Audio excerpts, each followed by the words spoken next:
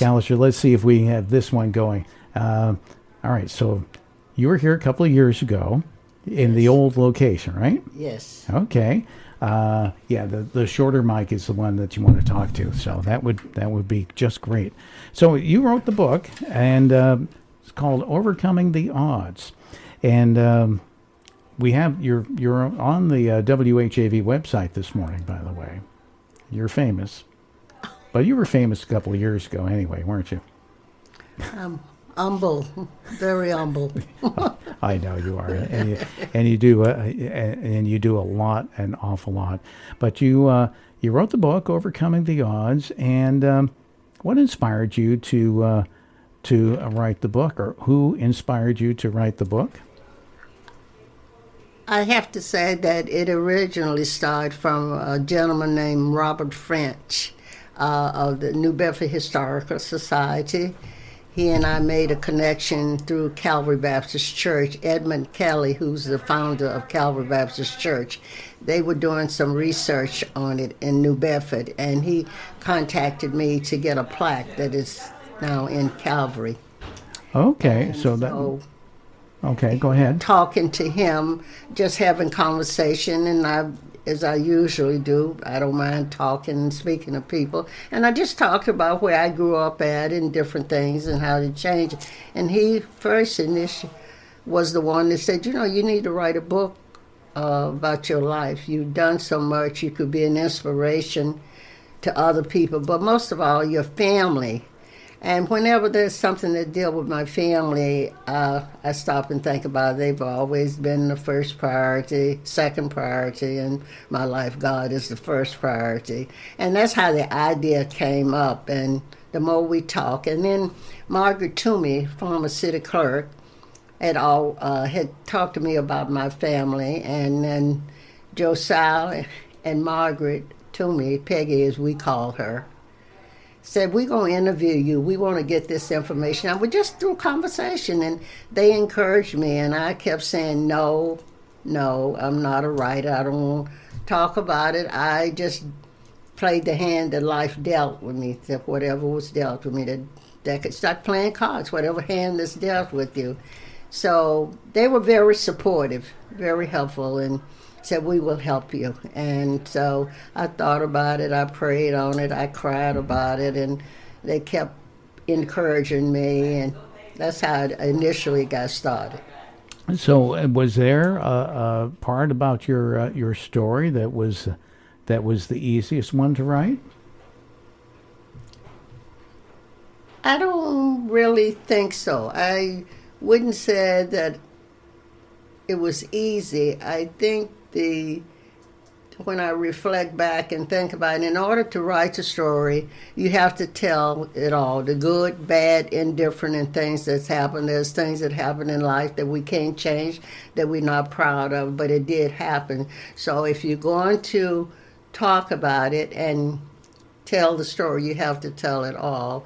So that I don't think it was not easy, to be honest with you, because in writing a story, recalling some of the tough times, it was very emotional. I relived those moments again. And all that got put down into the book. There's a lot of it in the book about that time in my life.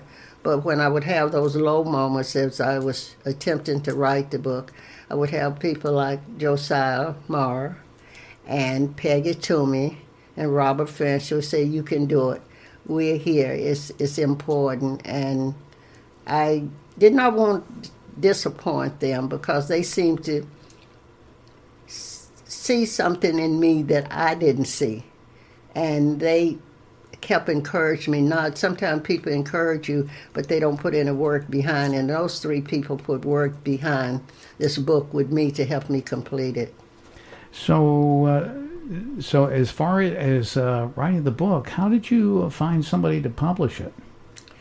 Well, I completed the book, and through Riverside Church and Pastor Mark Revere, one night, he asked me, Miss Kay, as they commonly call me, how's the book coming along? He said, I said, I finished the book.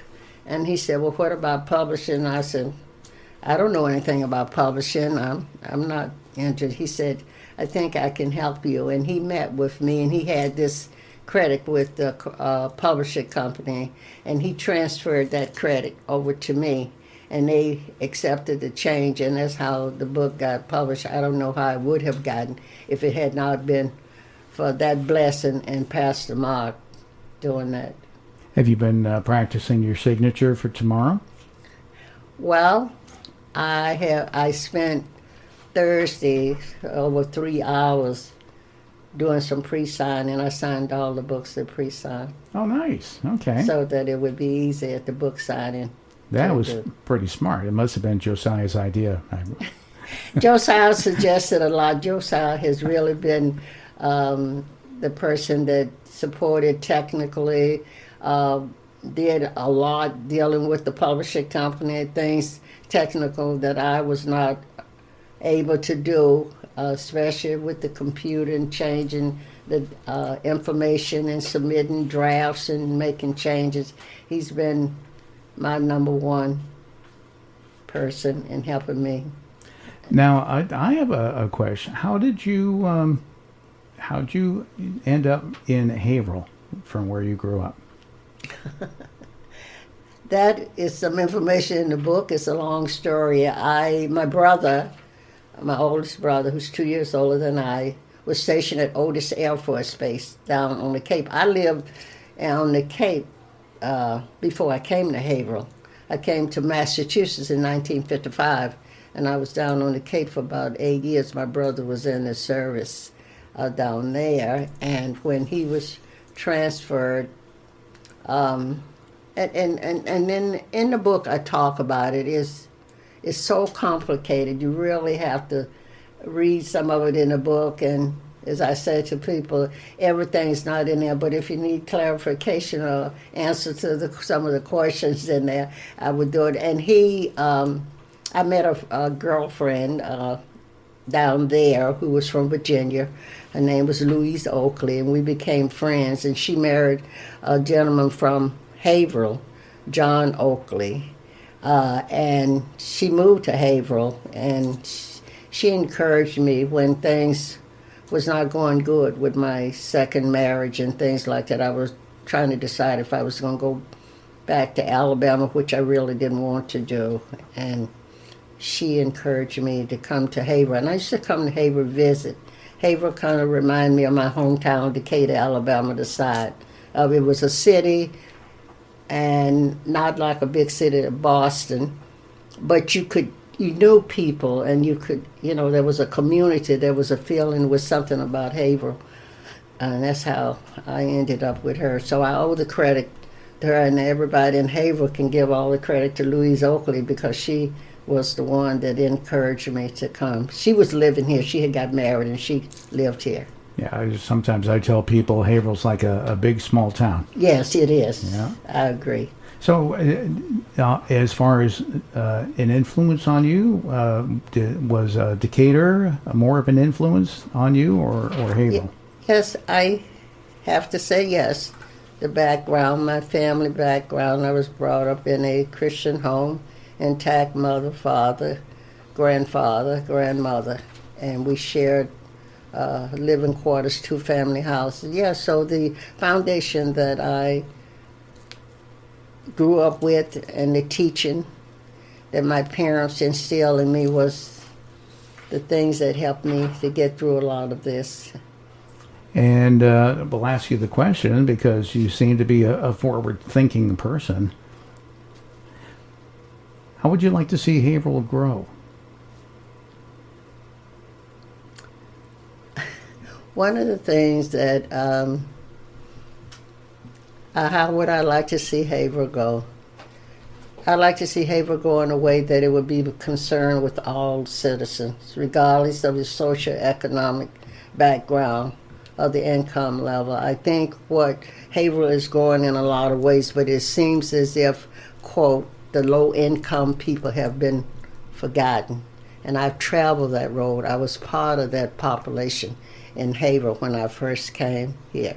And there were people back at that time that were more concerned about having the people of social economic low or different level to be able to enjoy life and some of the things in Haverhill. And there were a lot of people that worked towards that. And I would like to see that continue, especially in the area of housing. I mean, people just cannot live in Haverhill, the average family, because of the high rents and things like that. But there's new development, new things coming, but I don't hear anything about renters. It is important to own a home, but you have to get there. There are steps taken, and that's where the renters come in. Now, when you came to Haverhill, you ended up involved with a lot of organizations. And did you feel that was important to become part of the fabric of Haverhill? I have to give credit to Rabbi Abel Jacobson of Temple Emmanuel. He had set up a committee. He had gotten a grant, I believe, of organizing community action. That was my first involvement in the community. I served on that board along with two other ladies as the low-income representatives on the board. That was my introduction and the start to learning about Haverhill. And that board was made up of superintendent, teachers, a diverse group. And it was through community action that I got introduced to the community, and I represented the low-income area. I lived in Mount Washington. I went through a lot in Haverhill. It wasn't an easy road traveling in Haverhill and living. I went through a lot of things that people may not be aware of, but they'll find out in the book about it. All right. So the signing is going. Why don't you give us the details of the book signing that you're going to be doing tomorrow? Okay. The book signing will be held at Riverside Church, which is at 278 Groveland Street here in Haverhill, and it will be from 1 to 3. And all proceeds from the book will be going to the education fund of Riverside Church, split with Calvary Baptist Church, where there are some scholarships established in my grandson's name, who died at age 15 about 10 years ago from cancer. And so the money is going between the two because education is very important. It helped me to get where I am, and I want to be able to help other young people in the community to do it. So that's where the funds are going, between the two entities, Calvary Baptist Church Scholarship Joseph Green and Riverside Education Fund, which was a surprise to me and an honor that Riverside decided to name their education foundation after me. That was something new. So it's the Kalister Green Education Fund at Riverside. So they established that. That's fantastic. And you know, you have something about you that the people, it draws people in, and you have a calmness about you. Thank you. So that works out really well. And I just heard from City Council President Tom Sullivan, and he says he loves you. Oh yes. I have a good relationship with a lot of city council, especially Joe Bevilacqua and his family. His father played a great deal in helping me and my family in this community years ago. Louis Bevilacqua. Really? I'll never forget that. When he was the manager of First National Grocery, when I was struggling with my children, you know, after my marriage ended and everything. And so Joe Bevilacqua's father, Louis Bevilacqua, I knew Tom Sullivan's father. My two youngest children was in the VFW Drum and Bugle Corps, so I do have a little history with Haverhill and doing things. I believe in trying to help people, and I was taught as a child growing up is that you treat people the way you want to be treated, and you help people, and that's what I've tried to do. All right. So again, the book signing is going to be at Riverside Church. Riverside Okay. Church, And that is at, let's see, 278 Groveland Street in 278. Haverhill. all right, tomorrow from 1 until 3. 3. Okay. And you'll have like security around you and all that?